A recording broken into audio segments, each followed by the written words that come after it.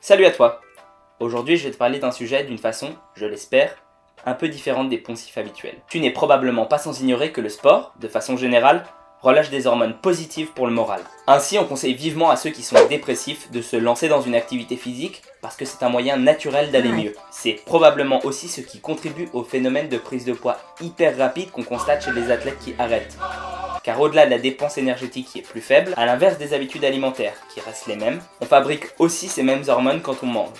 Mais c'est pas vraiment ça dont j'ai envie de te parler. Non, en réalité, je veux te présenter le sport à travers le prisme du développement personnel.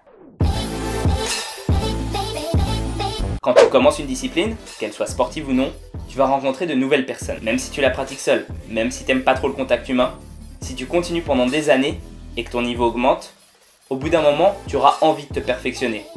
Et ça passe très souvent par les autres. Que ce soit sur un forum, dans un club, une fédération ou même un simple stage, tu vas au fur et à mesure socialiser. Et ça va avoir quelques conséquences. Premièrement, tu auras toujours un sujet commun duquel parler, le sport en question. Et partager une passion commune, c'est ça qui soude les gens. Ce qui veut dire que tu vas te faire des amis. Qui plus est, des amis qui vont rester bien plus longtemps dans ta vie que ceux que tu t'étais fait à l'école par exemple. Parce que faire du sport, ça n'est pas limité dans le temps. Contrairement au collège, lycée ou même à l'université. Tu pourras toujours les côtoyer plusieurs fois par semaine en entraînement si le cœur t'en dit. De plus, le sport a tendance à rassembler tous les milieux sociaux. Bien sûr, certains sont plus connotés que d'autres. On aura du mal à voir des gens défavorisés dans les milieux tels que le golf et inversement pour les sports plus populaires. Mais ça reste sympa. Et ça ouvre l'esprit de sortir un peu de sa bulle sociale. Ensuite, être un sportif amène des qualités individuelles indéniables. Ça va de la gestion du stress au leadership en passant par la discipline. Si tu veux apprendre à mener un projet, rien de tel que d'être capitaine d'une équipe. Être capable de comprendre les forces et les faiblesses de chacun, en tirer profit et y mettre du tien sur le terrain. A l'inverse, si tu veux apprendre à t'en sortir par tes propres moyens, rien de tel que les arts martiaux.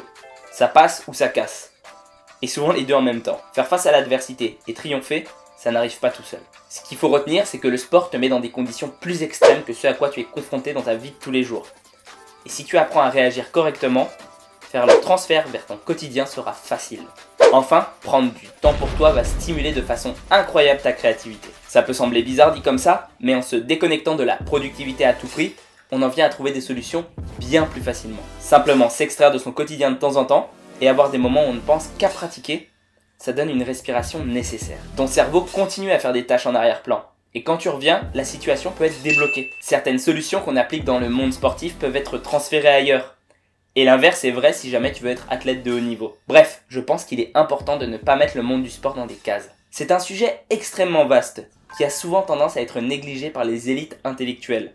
Surtout en France d'ailleurs, alors que sa complexité n'a d'égal que celle que tu veux bien y mettre. Sur ce, prends soin de toi et à la prochaine!